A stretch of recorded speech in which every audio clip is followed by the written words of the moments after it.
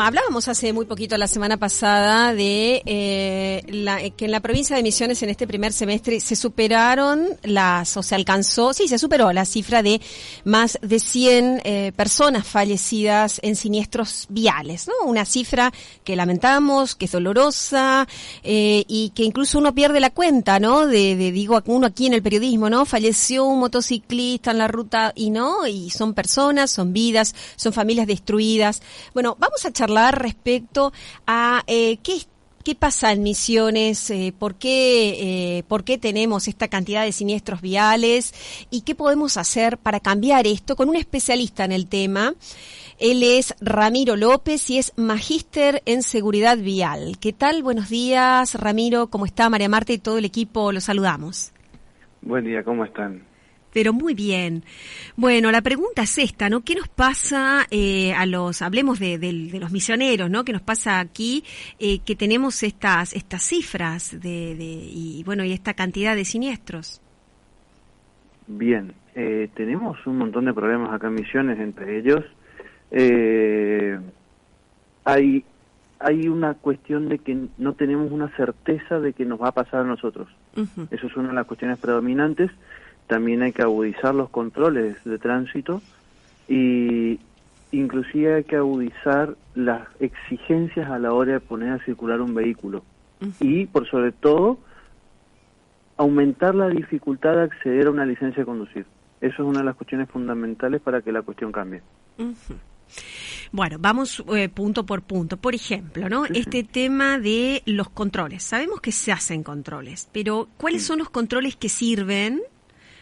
Sabemos que hay radares, por ejemplo, sabemos que te paran en algunos lugares, ¿no? ¿Cuáles son los controles que aportarían a la seguridad vial? Todos tienen un determinado objetivo y todos hacen un poquito.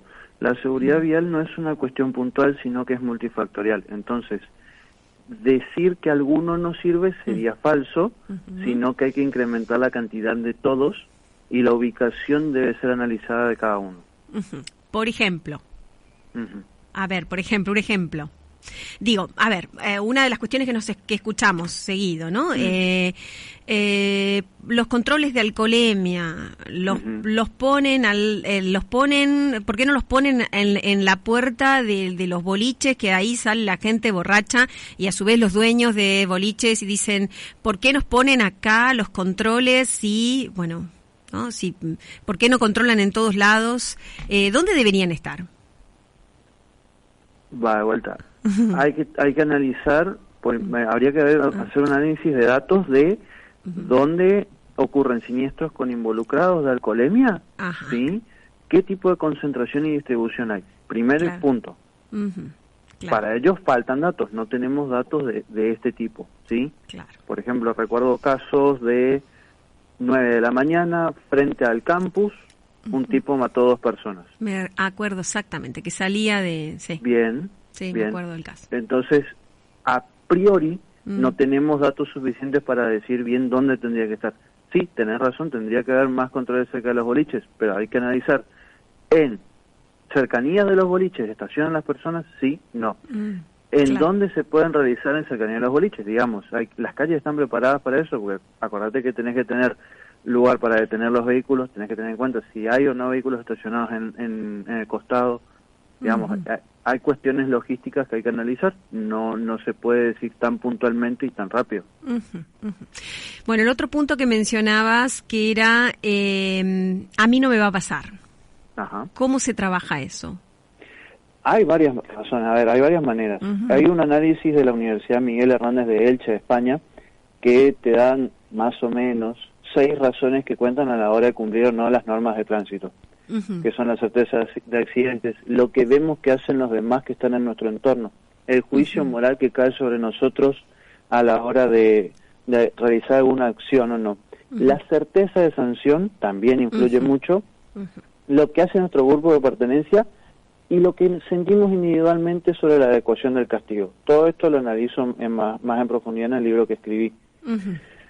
Pero bien, el a mí no me va a pasar tiene muchísimo que ver con la no conciencia de la gravedad y del análisis del riesgo que tenemos. Porque, por ejemplo, para acceder a una licencia de tránsito no se evalúa el análisis de riesgo que hacen las personas.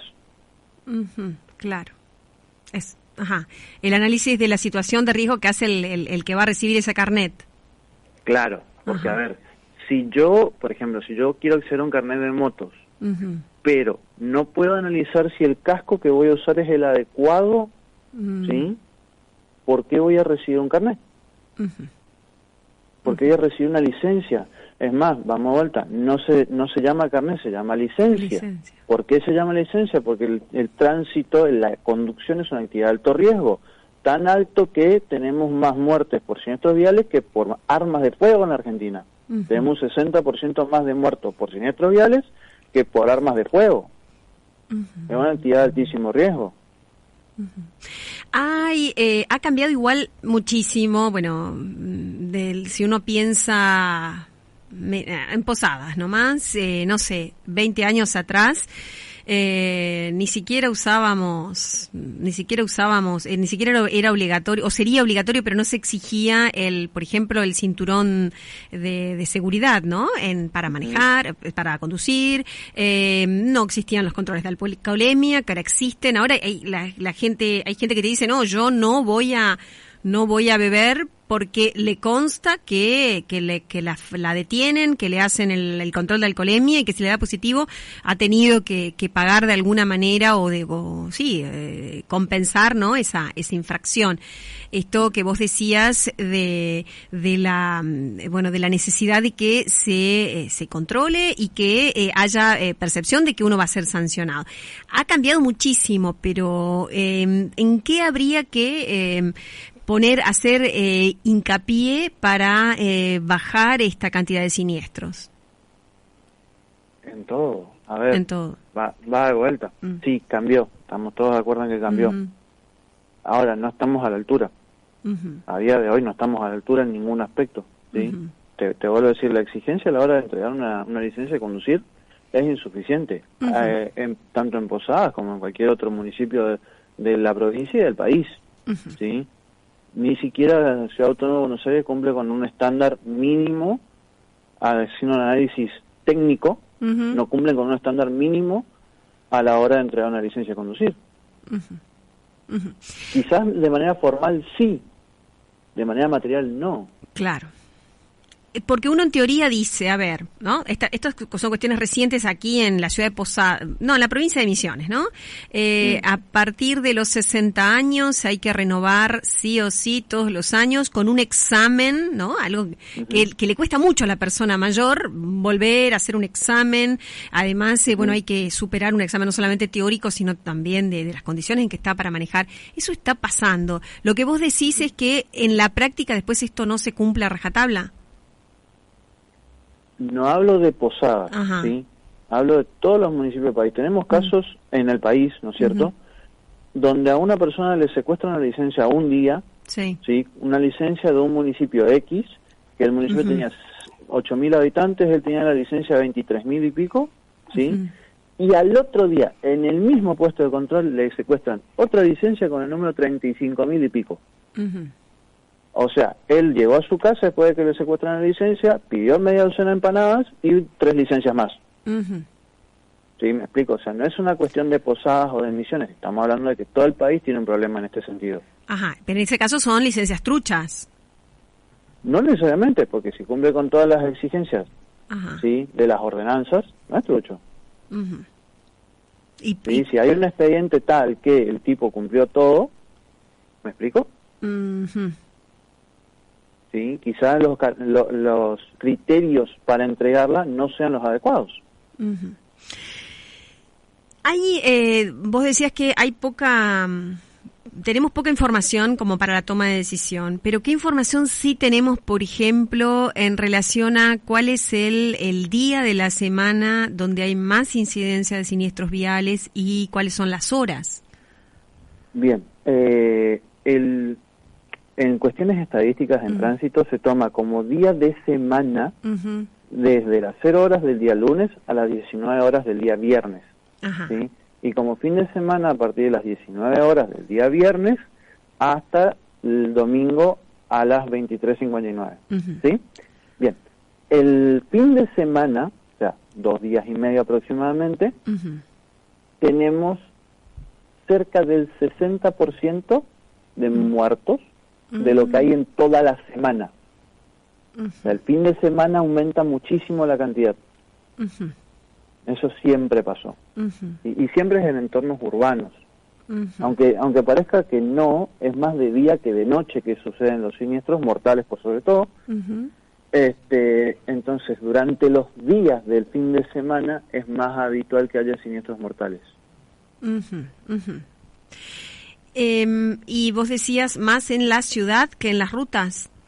Infinitamente. Tenemos en todo el país tenemos aproximadamente un 75% de concentración en zonas urbanas. 75-80 dependiendo de la zona. ¿Y cuáles son los vehículos involucrados? ¿Es la moto? Que no porque el vehículo sea especialmente peligroso, o sea, es peligroso, está muy expuesto el conductor, ¿no? Y el pasajero también. A ver, vamos por partes.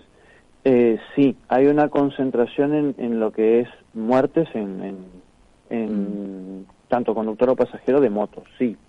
Pero depende de las estadísticas que revisemos, tenemos entre un 70 más o menos y 80% de cada vez que hay un siniestro de una moto, ya no hablamos de siniestro con muerte, sino un siniestro, ¿sí?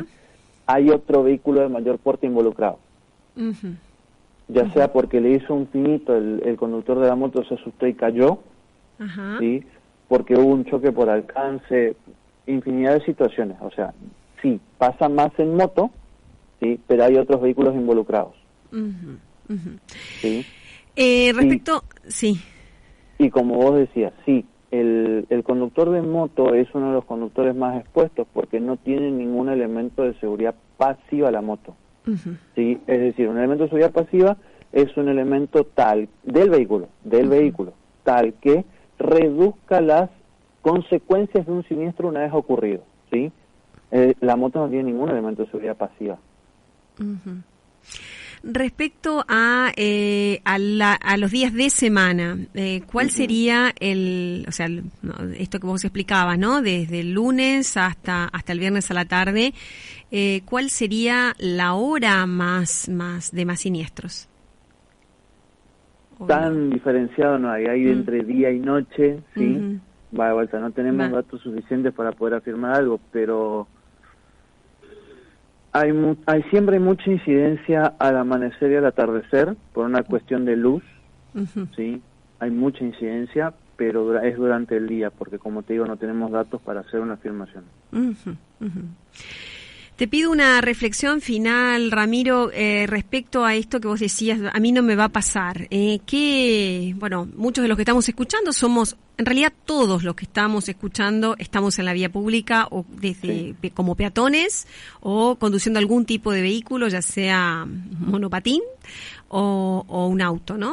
Entonces, ¿qué deberíamos pensar respecto a esto, ¿no? A la responsabilidad que vos decías.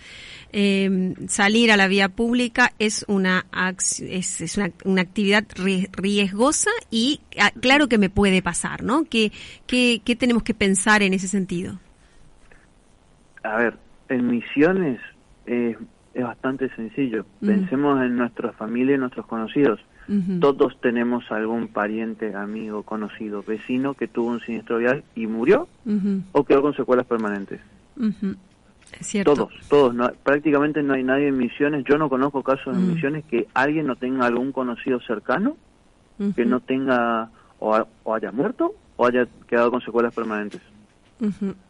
Sí, así es. Entonces, si vemos que entre nuestros conocidos cercanos tenemos, ¿por qué a nosotros no nos va a tocar? Y si empezamos a preguntar, mi hermano, ¿conoces a alguien que? Sí. A mi vecino, ¿conoces a alguien que tal cosa? Sí. Entonces vamos a entender que la probabilidad de que nos pase a nosotros es muy alta. Gracias, Ramiro, muy amable. No, por favor. Hablábamos con Ramiro López, él es magíster en seguridad vial y